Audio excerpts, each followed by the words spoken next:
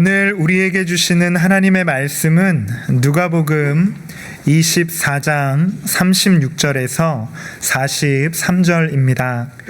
이 말을 할 때에 예수께서 친히 그들 가운데 서서 이르시되 너희에게 평강이 있을지어다 하시니 그들이 놀라고 무서워하여 그 보는 것을 영으로 생각하는지라.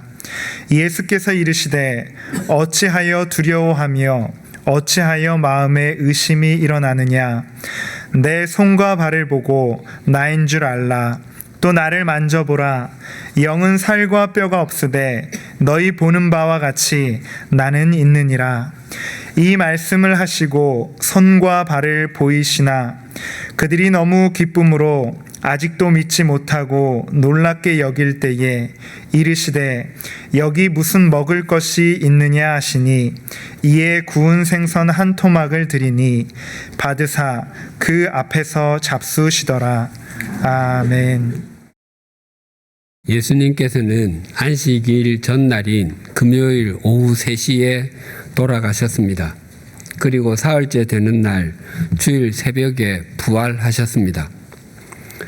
그 주일 아침에 무슨 일이 있었는지와 낮 시간과 저녁 시간에 무슨 일이 있었는지를 우리는 지난 9주 동안 상세히 살폈습니다. 막달라 마리아를 비롯한 여인들은 예수님의 시신에 향품을 발라드리기 위해 예수님의 무덤을 찾았다가 무덤이 비어 있는 것을 보았고 흰옷을 입은 두 사람으로부터 예수님께서는 말씀하신 대로 죽은 사람들 가운데서 다시 살아나셨다는 말씀도 들었습니다.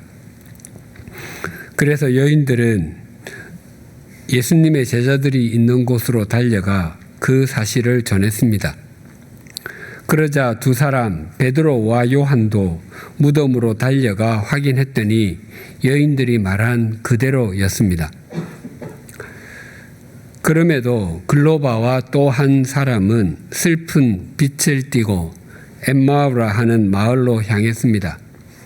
그들의 곁에는 부활하신 예수님께서 동행하고 계셨지만 그들의 눈이 가리어져 있어서 그분이 예수님이신 줄 몰랐습니다. 하지만 엠마오의 마을의 집에서 예수님께서 축사하시고 떼어주시는 빵을 받을 때 그들의 눈이 열려 그분이 예수님이시라는 것을 깨닫게 되었습니다. 그리고 예수님께서 길에서 성경을 풀어주실 때 마음이 뜨거워진 이유도 알게 되었습니다. 그 모든 일이 한 줄로 정리가 되자 두 사람은 곧바로 예루살렘으로 향했습니다. 그들이 예루살렘에서 엠마오로 올 때는 한낮이었습니다. 그래서 정오의 빛이 그들을 비추었을 것입니다. 그러나 그들의 마음은 어두움 그 자체였습니다. 하지만 그들이 다시 예루살렘으로 돌아갈 때에는 칠흑같이 어두운 밤이었습니다. 2000년 전에 가로등이 있을 리가 만무했습니다. 하지만 그 두 사람의 마음속에는 말씀의 불, 말씀의 빛으로 가득했을 것입니다. 마침내 두 사람은 예루살렘, 예수님의 제자들이 있는 곳에 도착했습니다. 오늘 본문이 이렇게 시작됩니다. 36절 상반절이 이러합니다. 이 말을 할 때에. 우리말 성경에는 주어가 번역되어 있지 않지만 헬라어 성경에는 그들이라는 대명사 주어가 있습니다. 그리고 이 말은 두말할 필요도 없이 글로바와 또 한 사람이 예루살렘에서 엠마오 마을로 갈 때에 있었던 일과 엠마오 마을 한 집에서 빵을 떼어 주실 때 그들의 눈이 열렸던 일을 의미합니다. 두 사람이 자신들에게 일어났던 일을 말하고 있을 때 무슨 일이 있었는지를 36절 중반절이 이렇게 증가합니다. 예수께서 친히 그들 가운데 서서 예수님께서 그들 한가운데 나타나셨습니다. 이 장면을 요한복음은 이렇게 전합니다. 요한복음 20장 19절 상반절입니다. 이날 곧 안식 후 첫날 저녁 때에 제자들이 유대인들을 두려워하여 모인 곳들의 문들을 닫았더니 예수께서 오사 가운데 서서 예수님의 제자들이 모여 있던 곳, 아마 그곳은 예수님과 마지막 만찬을 나누었던 마가의 다락방일 것입니다. 제자들은 그곳의 문을 닫고 있었습니다. 제자들이 그곳에 모여 있었던 것은 자신들이 주 예수님의 사역을 이어서 감당할 방안을 논의하기 위함이 아니었습니다. 그렇다고 자신들의 속사람을 더욱 강건하게 하기 위해 무릎을 꿇고 기도를 드리기 위함도 아니었습니다. 그들은 그저 두려워하고만 있었습니다. 혹시라도 십자가의 사형수의 최측근이었다고 빌라도 총독에게 형벌을 받거나 유대인들로부터 위해를 당하지는 않을까 겁을 먹고 있었던 것입니다. 제자들은 두려움이 가득하여 문이란 문은 전부 다 닫고 있었습니다. 특히 잠긋 닫다라는 헬라어 동사 클레이오의 뜻은 걸어 잠그다입니다.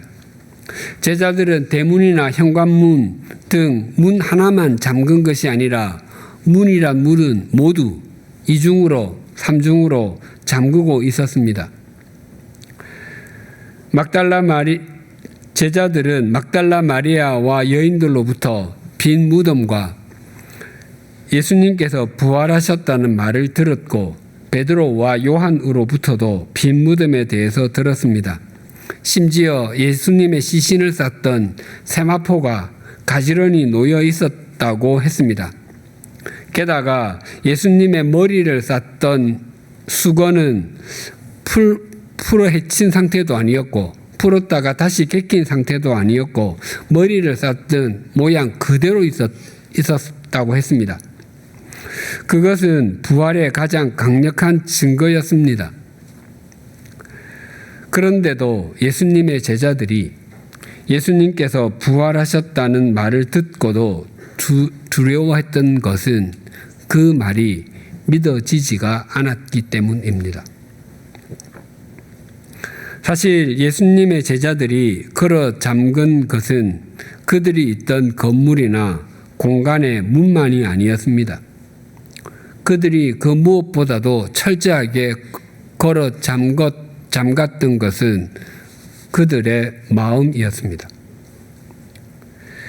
그들은 자신들의 마음에 이중, 삼중으로 자물쇠를 걸어 잠갔습니다.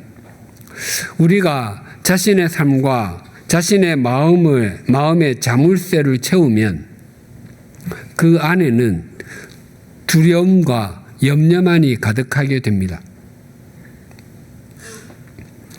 왜냐하면 우리들의 능력으로는 그 두려움과 염려를 해결할 길이 없기 때문입니다. 주님은 그런 우리를 찾아오시는 분이십니다. 믿음은 그 주님을 받아들이고 두려움의 자물쇠를 풀고 염려의 빗장을 여는 것입니다. 그러면 주님께서는 우리의 삶을 인도하시고 우리의 마음에 들어오셔서 평안과 은혜로 우리를 인도해 주십니다. 그런데 부활하신 예수님께서 제자들이 모인 곳으로 오셨는데 예수님께서는 굳게 닫힌 문들을 열어달라고 문을 두드리지 않으셨습니다. 또한 열쇠로 문을 열고 들어오신 것도 아니었습니다. 그렇다고 제자들이 문을 열어주지 않아서 문을 부수고 들어오신 것은 더더욱 아니었습니다.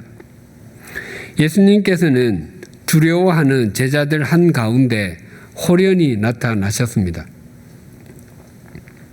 만약 우리가 어떤 일이나 자신의 내면적인 이유로 인해 집의 문이란 문은 모두 잠근 채로 자기 방에 숨어 있다고 가정해 보십시다.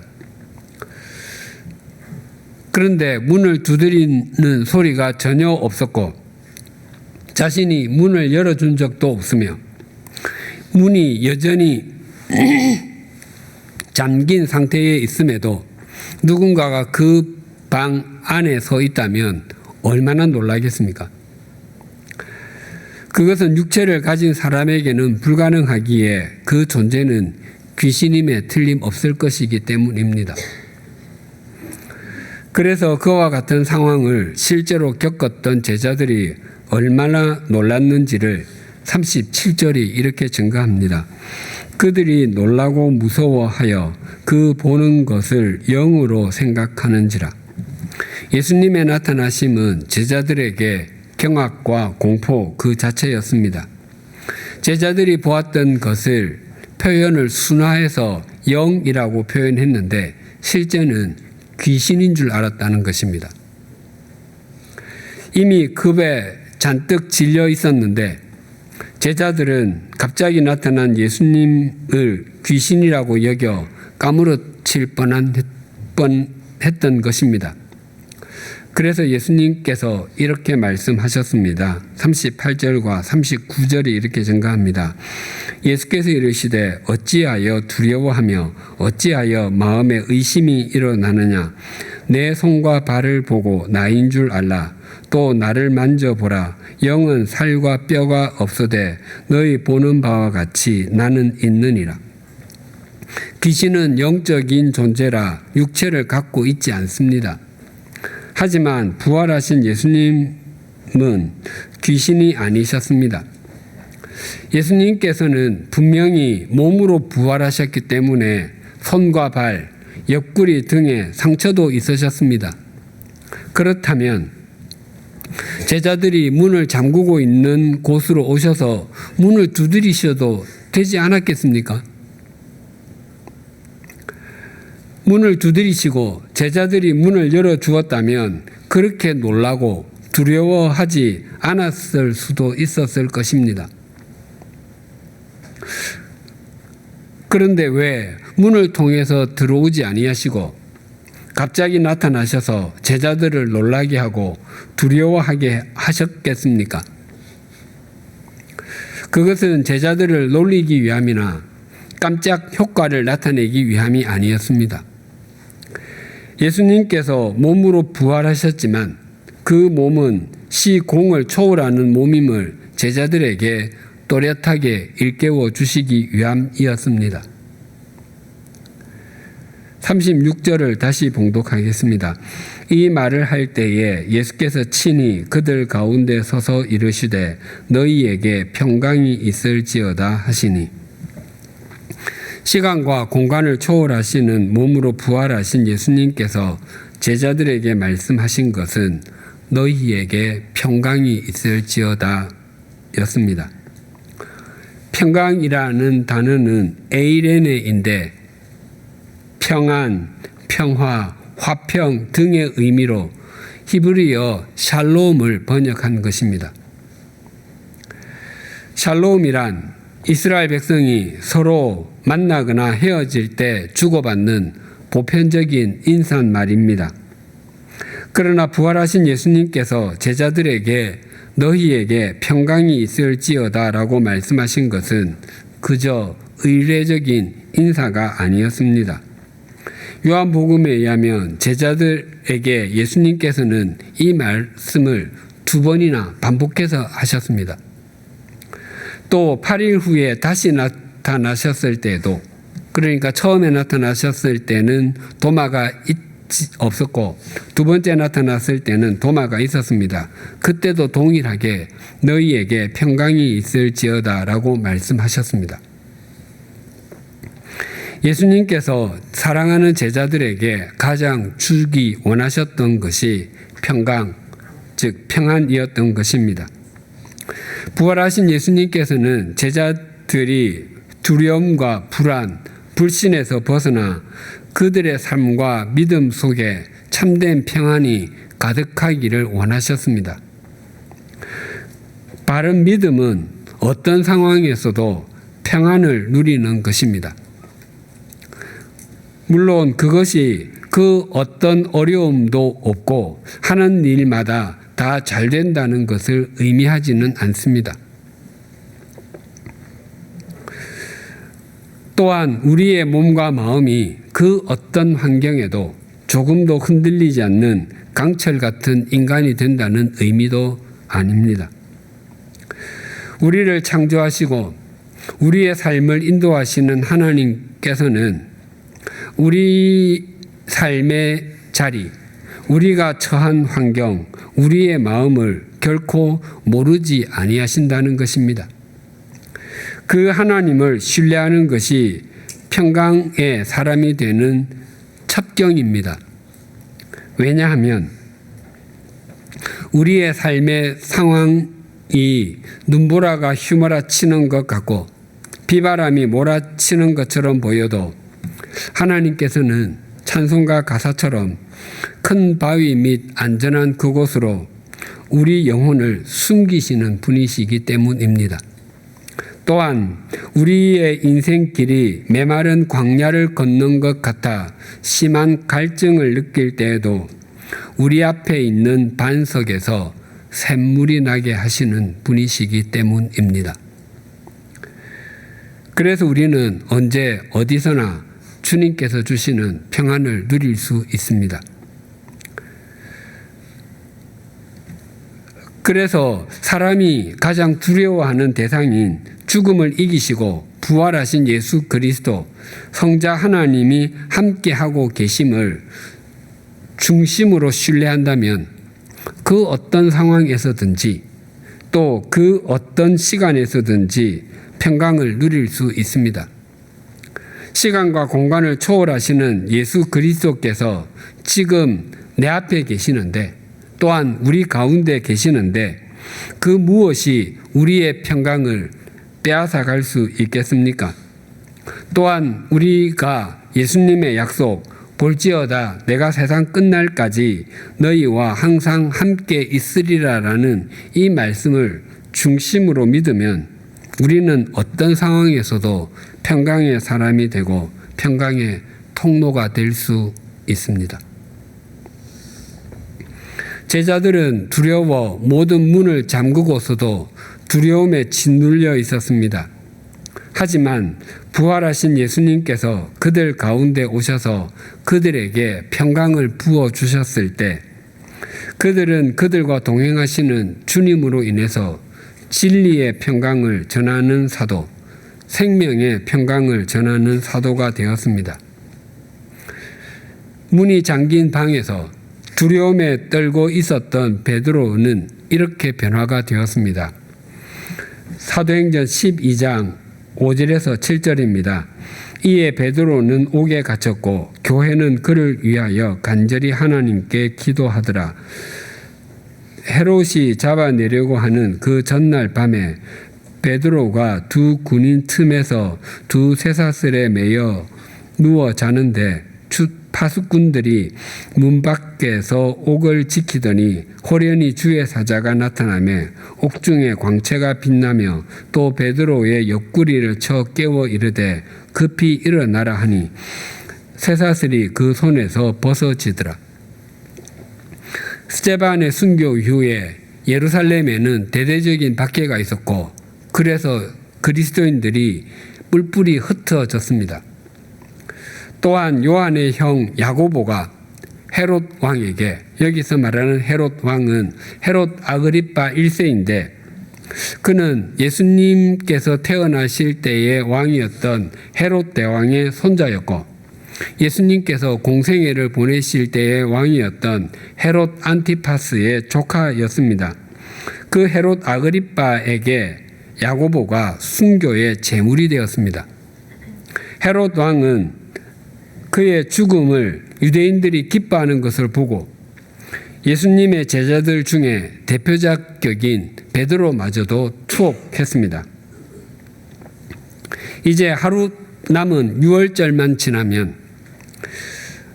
베드로도 처형시킬 작정이었습니다. 헤롯 왕은 군인 16명을 4명씩 4개조로 나누어 교대로 철저하게 지키게 했습니다. 4명의 군인은 그 중에서 2명은 베드로의 양쪽 팔에 자기 팔을 묶고서 탈옥하지 못하도록 지켰고, 또 다른 2명은 감옥 밖에서 보초를 섰습니다. 베드로가 투옥된 감방의 경비만도 이 정도였으니 감옥 전체에 대한 경비는 또 얼마나 철저했겠습니까? 그 삼엄한 경비 속에서 죄수가 스스로 탈옥한다거나 혹은 밖에 있는 동료들이 죄수를 구출해내는 것은 불가능한 일이었습니다. 그런 상황이면 베드로가 두려움에 벌벌 떨어야 하지 않겠습니까? 아니, 예수님께서 돌아가신 후 자신을 비롯한 제자들에게 아무런 위해가 가해지지 않았음에도 두려움에 떨며 문을 철저하게 잠그고 있었는데, 그 상황이라면 극한의 두려움으로 까무러치고 기절해야만 할 것 같습니다. 더군다나 그 다음 날이면 베드로는 끌려 나와 참수형을 당할 형국이었습니다. 그런 상황이면 잠이 오지 않을 것입니다. 입은 바싹바싹 타들어갈 것이고 엄습해 오는 불안과 두려움으로 몸서리치지 않을 수 없을 것입니다. 그런데 베드로는 그때 잠을 자고 있었습니다. 두려움에 떨다가 자기도 모르게 잠시 졸거나 선잠을 잔 것이 아니었습니다. 주의 사자가 베드로를 깨울 때 옆구리를 쳤다고 합니다. 치다라는 동사는 주먹으로 때리다 또는 무기로 때리다의 의미입니다.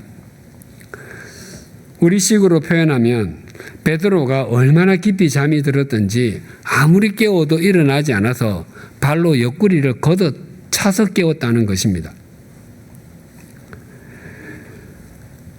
이제 하룻밤만 지나면 참수형에 처해질 베드로가 그 급박한 마지막 순간에 그토록 깊이 잠잘 수 있었던 것이 그날 밤에 주의 사자가 자신을 감옥으로부터 구출해 줄 것이라고 예상했기 때문이 아니었습니다.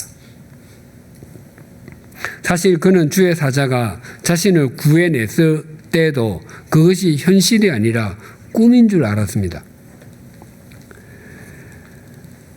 베드로는 마지막 밤, 마지막 순간까지 다음 날 예정된 대로 참수형을 당할 것을 수용하고 있었습니다.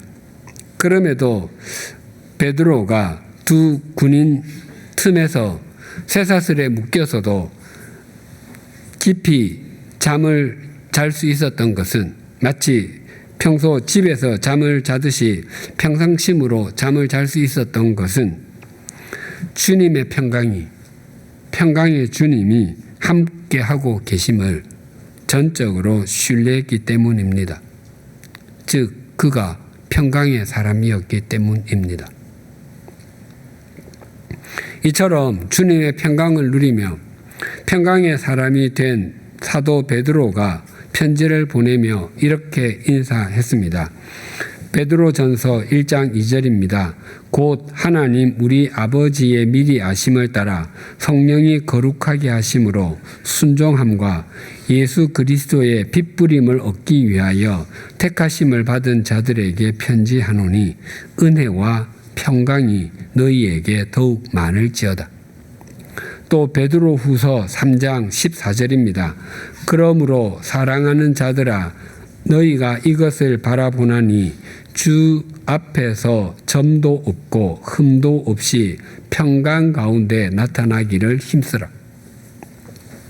베드로 전후서는 로마 황제를 신, 즉 주로 숭배하지 않고 예수 그리스도를 주님으로 믿는다는 이유로 모진 박해를 당하고 고난의 길을 걷는 그리스도인들에게 보내어진 편지입니다. 그럼에도 불구하고 베드로 전후서에는 두려움과 좌절보다는 소망과 기쁨, 평강이 넘칩니다. 사도 바울도 빌립보 교회에 편지를 보낼 때 이렇게 권면했습니다. 빌립보서 4장 6절과 7절입니다. 아무것도 염려하지 말고 다만 모든 일에 기도와 간구로 너희 구할 것을 감사함으로 하나님께 아뢰라. 그리하면 모든 지각에 뛰어난 하나님의 평강이 그리스도 예수 안에서 너희 마음과 생각을 지키시리라. 우리가 잘 알고 있는 것처럼 빌립보서는 옥중서신 가운데 하나입니다. 바울은 이 편지를 로마의 감옥에서 써서 보냈습니다. 로마의 감옥은 대부분 지하에 있었기 때문에 어두움만이 가득했습니다. 불이라고는 횃불이 전부였습니다. 모든 감옥이 그러하듯이 문은 2중, 3중으로 잠겨 있습니다. 당시 감옥에서 먹거리가 제대로 제공될 리가 만무했습니다. 지하에는 1년 내내 습하여 추위가 스물스물 기어 나옵니다. 또 다른 시기에 투옥되었던 바울이 디모데에게 드로아의 가보의 집에 둔 겉옷을 좀 갖고 오라고 할 정도였습니다. 당시 디모데는 에베소에 있었습니다. 에베소에서 드로아까지는 부산에서 평양까지만큼이나 멉니다. 또한 드로아에서 로마까지 가려면 한 달이 걸릴지 2달이 걸릴지 모르는 거리였습니다. 바울은 감옥에서 그런 극한의 상황에 있었습니다. 그럼에도 바울도 주님의 평강의 주님이 함께하고 계심을 확신한 평강의 사람이었기에 빌립보 교회 사람들에게 하나님의 평강이 그리스도 예수 안에서 너희 마음과 생각을 지키신다고 확신에 차서 편지를 보낼 수 있었습니다. 사람이 서 있는 것보다 앉아 있는 것이 훨씬 더 편하고 앉아 있는 것보다 누워 있는 것이 훨씬 더 편합니다. 사람이 극한의 상황에서는 서서 졸거나 앉아서 쪽잠을 청해 보기도 합니다. 그러나 제대로 잠을 자려면 반드시 누워야 합니다. 그것이 사람이 취할 수 있는 가장 편한 자세이기 때문입니다. 서 있는 것보다 앉는 것보다 눕는 것이 더 편한 이유는 기대는 면적이 더 넓기 때문입니다. 즉 그만큼 자기 몸을 많이 맡기는 것입니다. 바닥에 자신의 몸을 더 많이 맡기면 맡길수록 몸이 더 편안해집니다. 우리의 믿음도 마찬가지입니다. 하나님을 신뢰할수록 하나님께 자신을 많이 맡길수록 평강을 얻습니다. 믿음 생활을 하면서 한 발은 하나님께 또 한 발은 세상에 두는 것보다 불안정한 믿음 생활은 없습니다. 그 어느 쪽에도 자신을 온전히 맡기지 않기에 그 어느 곳에서도 평강을 얻을 수 없습니다. 오늘은 가정주일입니다. 양화진 외국인 선교사 묘원 앞에 가톨릭의 절두산 순교 성지가 있습니다. 1866년 병인 박해 때 천주교 신자들이 이곳에서 순교하였다고 하여 유래된 이름입니다. 가톨릭과 동방교회에서는 신자들이 기도할 때 촛불을 켜서 바치곤 합니다. 촛불이 타오르는 것처럼 기도가 하나님께로 올라간다는 의미입니다. 절두산 성지에도 조그만 유리병에 든 초를 사서 불을 붙여서 두는 자그마한 공간이 있습니다. 그 유리병에는 조그만 라벨이 붙어 있고 거기에 초를 바치는 사람이 자신의 이름과 함께 기도 제목을 써서 불을 켜서 둡니다. 그때 쓰는 기도 제목에 태반이 시험 합격, 성공, 부자됨, 그리고 거기에 대해서 빠지지 않는 것이 가족 간의 화목, 가족의 평강입니다. 가톨릭만 그런 것이 아닙니다. 전국에 있는 웬만한 사찰에서는 기와 불사가 있습니다. 사찰에서 건물을 짓거나 수리하기 위해서 신도나 관람객에게 1만 원 안팎의 돈을 받고 기와를 한 장씩 파는 것입니다. 그 기와에 자신의 이름과 소원, 즉 기도 제목을 쓰면 그 기와가 나중에 사찰의 지붕이 되어서 그 소원이 이루어지기를 바라는 것입니다. 거기에 쓰여 있는 소원도 크게 다르지 않습니다. 시험 합격, 성공, 부자됨, 그리고 가족 화목입니다. 이스라엘에 가면 예루살렘 성전 서쪽 벽, 일명 통곡의 벽이 있습니다. 개신교 그리스도인들이 이스라엘 성지순례를 가면 그곳에 기도 제목을 써서 끼워두곤 합니다. 또한 튀르키예의 에베소에는 예수님의 어머니 마리아가 승천했다고 하는 그곳에 성모의 집이 있습니다. 거기에도 기도문을 써붙일 수 있는 벽이 있는데 개신교 그리스도인들이 써붙이는 기도 제목도 크게 다르지 않습니다. 시험 합격, 성공, 부자됨, 그리고 가족 화목입니다. 그리스도인과 비그리스도인 가릴 것 없이 가정의 중요성은 아무리 강조해도 지나침이 없습니다.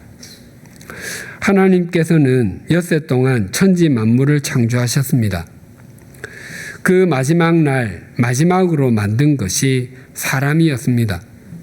좀 더 구체적으로는 아담과 하와 부부, 즉 아담과 하와의 가정을 창조하셨습니다.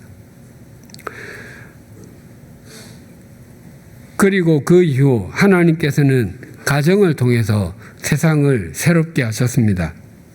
노아의 가정, 아브라함과 사라의 가정, 이삭과 리브가의 가정, 야곱과 레아, 야곱과 라헬의 가정을 부르시고 그 가정들을 통해서 하나님의 뜻이 세상 속에 펼쳐지도록 하셨습니다.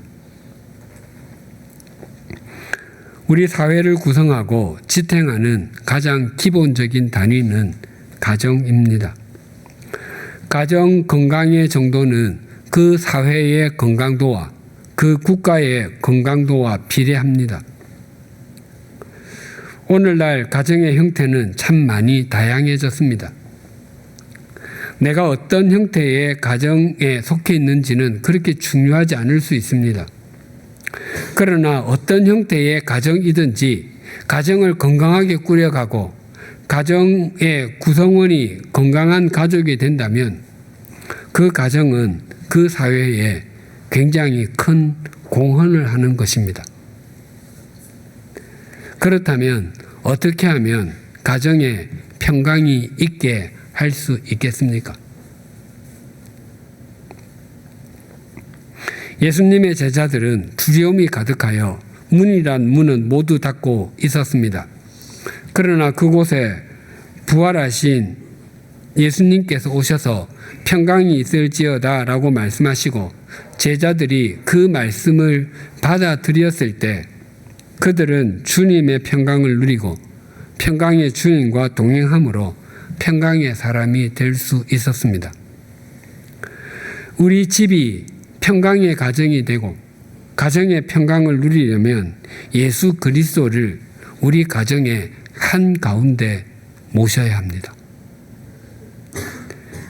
예수 그리스도가 없는 가정은 아무리 큰 권력을 누리고 있을지라도 또 아무리 많은 것들을 움켜쥐고 있더라도 뿐만 아니라 아무리 세속적인 쾌락을 많이 누리고 있을지라도 그 마음에 있는 두려움은 제거할 길이 없고 또한 주님의 평강의 주님을 누릴 수도 없습니다. 현재 우리의 가정의 상황이 어떠하든지 우리 가정의 재정 상태가 어떠하든지 또한 우리가 1인 가구라 우리 각자의 삶의 자리가 어떠하든지 주님을 향해 창문을 열고 무릎을 꿇어 주님과 깊이 교제하십시다.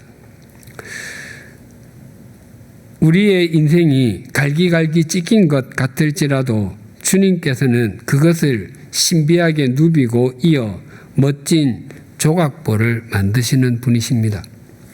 또한 우리의 가정이 깨어지고 조각난 것 같을지라도 주님께서는 그것을 오묘하게 배치하심으로 그것으로 신비한 모자이크 작품을 만드시는 분이십니다. 주님은 우리를 통해 역사하심으로 우리의 가정과 세상을 새롭게 하시는 분이십니다. 그리고 잊지 마십시다. 우리 각자가 우리 가정 한가운데 주님을 모시고 주어진 역할을 신실하게 감당하며 사는 것이 우리 가족을 가장 사랑하는 길이라는 사실을 말입니다. 평안을 너희에게 끼치노니 곧 나의 평안을 너희에게 주노라. 내가 너희에게 주는 것은 세상이 주는 것과 같지 아니하니라. 너희는 마음에 근심하지도 말고 두려워하지도 말라. 기도하시겠습니다. 하나님 아버지, 예수님의 제자들은 예수님의 빈 무덤을 보았고 이미 말씀하신 것처럼 부활하셨다는 말을 전해 들었음에도 여전히 두려움에 가득하여 문을 걸어 잠그고 있었습니다. 하지만 제자들을 사랑하시는 주님께서 그들 한가운데 서셔서 평강이 있을지어다라고 약속해 주시고 제자들이 그 약속을 받아들임으로 인해서 그들은 평강의 주님과 동행하고 주님의 평강을 누리며 평강의 사람, 평강의 통로가 되었습니다. 그래서 베드로 사도는 참수형을 목전에 두고도 평강을 누리며 고난당하는 그리스도인들에게 평강의 말씀을 전할 수 있었습니다. 또한 바울 사도도 자신은 비록 영어의 몸이었을지라도 환경에 눌리지 아니하고 빌립보 교회 사람들에게 하나님의 평강과 평강의 하나님을 전할 수 있었습니다. 하나님 아버지, 오늘 가정주의를 주셔서 감사합니다. 오늘날의 가정이 화목과 평강을 회복하기를 원합니다. 그렇게 되기 위해서 우리의 가정이 주님을 주인으로 모시게 하여 주시옵소서.